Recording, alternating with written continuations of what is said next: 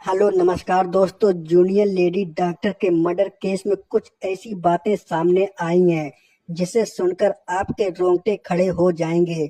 9 अगस्त 2024 की रात पश्चिम बंगाल के कोलकाता में आरजी कर मेडिकल हॉस्पिटल में जूनियर महिला डॉक्टर के साथ दुष्कर्म और हत्या की घटना से पूरे देश में आक्रोश फैल गया है। इस घटना का विरोध देश भर में हो रहा है। देश भर के लोग, डॉक्टर और मेडिकल छात्र सड़कों पर उतर आए हैं।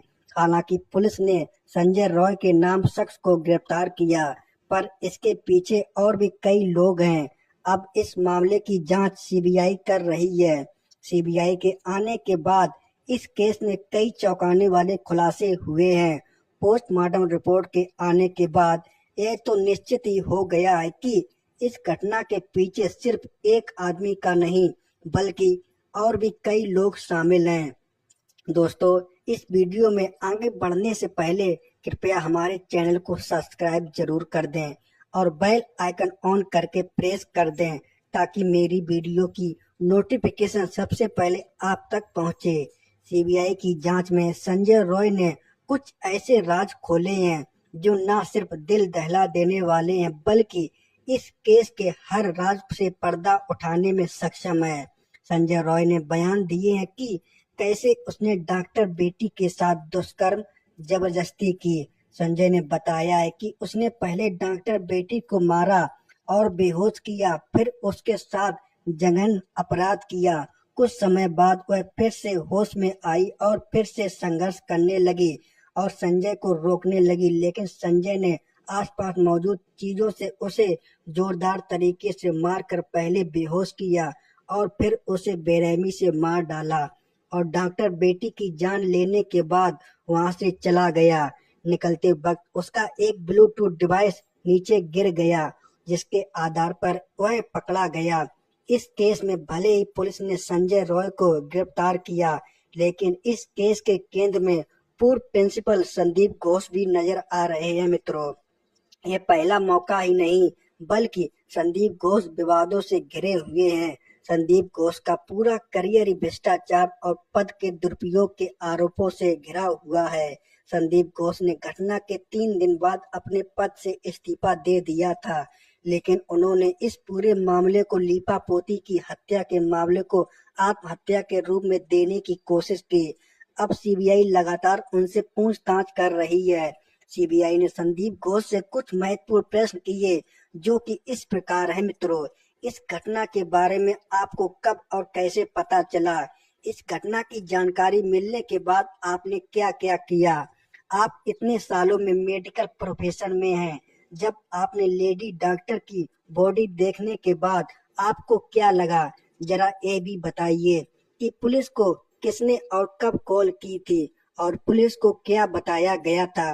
मृतक डॉक्टर के परिवार वालों को कब जानकारी दी गई और किसने जानकारी दी? डॉक्टर के परिवार को आखिर क्या बताया गया था?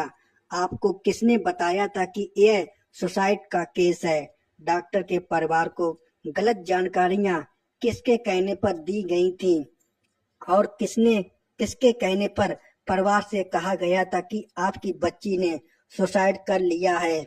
इसके अलावा भी सीबीआई ने पूर्व प्रिंसिपल संदीप घोष से कई सवाल पूछे, जिनके संदीप घोष ने असंतोषजनक उत्तर नहीं दिए। यह भी बात पूर्व प्रिंसिपल संदीप घोष के खिलाफ जाती है। सीबीआई की जांच में और संदीप के काले कारनामों का पता चलता है।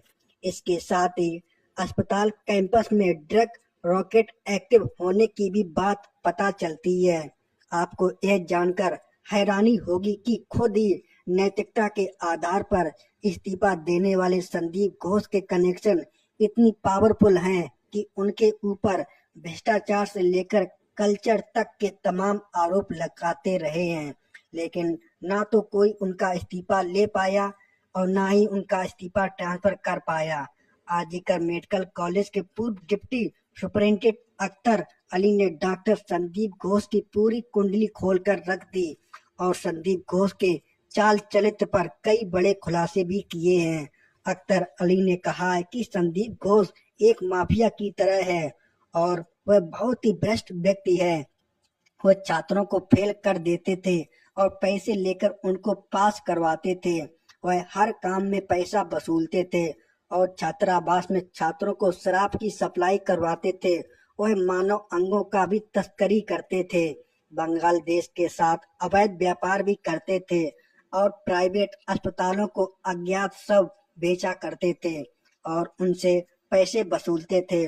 उन्होंने अपने पद का दुरुपयोग किया और उनके खिलाफ कई ठोस कार्रवाई नहीं की गई। आरजीकर मेडिकल कॉलेज में जो भी काम होता था सब जगह वह पैसा खाते थे। यही नहीं, अगर उन पर कार्रवाई किया जाती थी तो वह स्टूडेंट से आंदोलन भी करवाते थे और अपने ऊपर हो रही कार्रवाई को रुकवाते थे। डॉक्टर बेटी का एक केस भी संदीप घोष की वजह से दुनिया का पहला ऐसा केस बन गया जिसमें पहले पोस्टमार्टम किया गया, बाद में एफआईआर दर्ज किया गया। इस केस में कोलकाता पुलिस भी संदीप घोष की तरह ही इस घटना से जल्द पल्ला झाड़ना चाहती थी, इसलिए उन्होंने कभी संदीप घोष को बयान ही नहीं लिया और न ही ट्रांसपोर्ट को सुरक्षित रखा। जिन्हें भी कल हॉस्पिटल से जुड़ी चौंकाने वाली जानकारियां सामने आई हैं मित्रों। कुछ ऐसे आंकड़े सामने आए हैं जो कई तरह के सवाल खड़े करते हैं। आरजीकर अस्पताल में मारी जाने वाली जूनियर लेडी डॉक्टर अकेली इंसान नहीं थी। इससे पहले भी कई लोग मारे जा चुके थे जिनका आज तक केस सॉल्व नहीं हो पाया है मित्रों। ठीक वैसे ही इस केस में भी पहले यही साबित करने की कोशिश की गई है कि ट्रेनिंग डॉक्टर के भी खुदकुशी की है, लेकिन इसके बावजूद पुलिस ने पहले इस सिलसिले में सामान्य मौत का केस दर्ज किया, जबकि वारदात का शिकार हुई डॉक्टर न सिर्फ उसी अस्पताल में काम करती थी बल्कि उसकी बुरी तरह से जख्मी लाश हॉस्पिटल के अंदर ही सेमिनार हॉल में पड़ी थी। ऐसे में कटरम के बयान खुदकुशी को केस दर्ज करने के पीछे आखिर क्या वजह है? और कोलकाता हाई कोर्ट ने भी इस पर सवाल खड़े किए हैं। मामले की जांच कर रही सीबीआई को अब इसके पीछे की वजह भी जाननी होगी और एक सवाल यह भी है कि इस पूरे मामले में डॉक्टर बेटी के उन चारों डॉक्टर सहकर्मियों की क्या भूमिका है, क्योंकि वारदात से पहले रात को पीरियड डॉक्टर ने अपने 4 क्लिनिक्स के साथ ही डिनर किया था। इसके बाद उसके बाकी कलीग से वहां से चले गए, लेकिन डॉक्टर बेटी ने अकेले उस सेमिनार हॉल में सोने का फैसला किया और इसके बाद यह वारदात हुई। लेकिन ऐसे में फिलहाल सीबीआई भी यह जानना चाहती है कि उसे डॉक्टर बेटी को आखिर बार किसने देखा था और कितने लोगों ने देखा था, उसकी क्या बात हुई और कैसे बातें हुई, क्या कत्ल से पहले या फिर कभी भी उसने अपनी सुरक्षा को लेकर कोई चिंता जाहिर की। इसलिए सीबीआई उसके दोस्तों से भी पूछताछ कर रही है। संदीप घोष के पीछे कुछ पावरफुल लोग हैं। ये बात से अंदाजा लगाया जा सकता है कि पहली बार इस पूरे मामले में सीबीआई द्वारा या फिर किसी भी इन्वेस्टिगेशन एजेंसी द्वारा प्रिंसिपल संदीप घोष से पूछताछ की गई। यानी संदीप इतना पावरफुल आदमी है कि आज तक उसे किसी भी मामले में कोई भी पूछताछ नहीं कर पाई। लेकिन अब देखना यह है कि सीबीआई इस केस को सॉल्व कर पाती है या नहीं। क्या सीबीआई उस मासूम डॉक्टर की बेटी को इंसाफ दिला पाएगा या फिर यह केस भी औरों की तरह ही फाइलों के नीचे दब कर रह जाएगा और उसे बच्ची को गुमराह यूं ही आजाद घूमते रहेंगे। दोस्तों, हमारा और आपका काम है आवाज उठाना। हालांकि देश भर में जगह जगह डॉक्टर भी प्रोटेक्ट कर रहे हैं कि ताकि उस डॉक्टर बेटी को इंसाफ मिल सके। दोस्तों, इस घटना को सुनाने का उद्देश्य किसी का दिल दुखाना नहीं था, किसी को परेशान करना नहीं था, बल्कि आपको जागरूक करना है, आपको सचेत रहना है। दोस्तों, इस पूरी घटना के बारे में आपकी क्या राय है, कमेंट बॉक्स में जरूर बताएं। और अगर आपकी मेहनत हमारी मेहनत पसंद आई हो तो इस वीडियो को लाइक। जो भाई अभी तक नहीं निकले हैं घर से, देख लीजिए नज़ारा। ये है मंदिर तल्ला का हालत।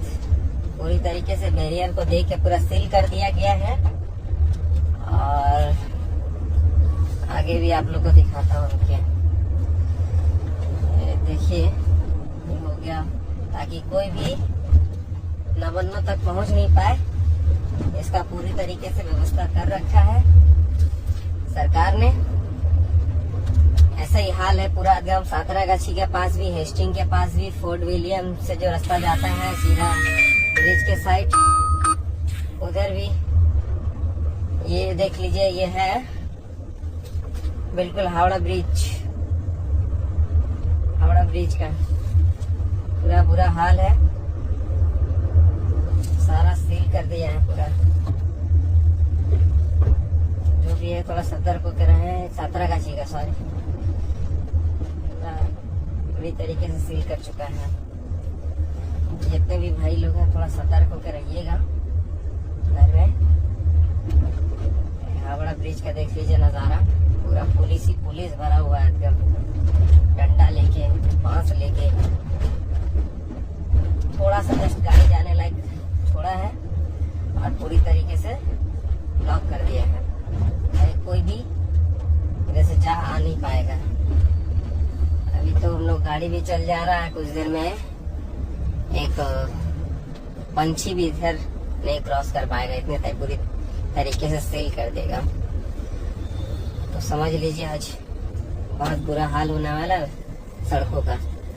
तो जितने लोग हैं थोड़ा सतर्क होकर रहिएगा। चलिए, आप लोग को बस इतना इन्फॉर्म कर दिया। आप लोग थोड़ा सतर्क होकर रहें, घर में रहें, अच्छे से रहें। और प्रोटेस्ट में भाग लेना चाहते हैं तो आ जाइए, क्योंकि सभी के घर में बेटी है, सभी के घर में माँ है। आज किसी को इलाज कराना होता है तो महिला डॉक्टर खोजती है। तो आइए,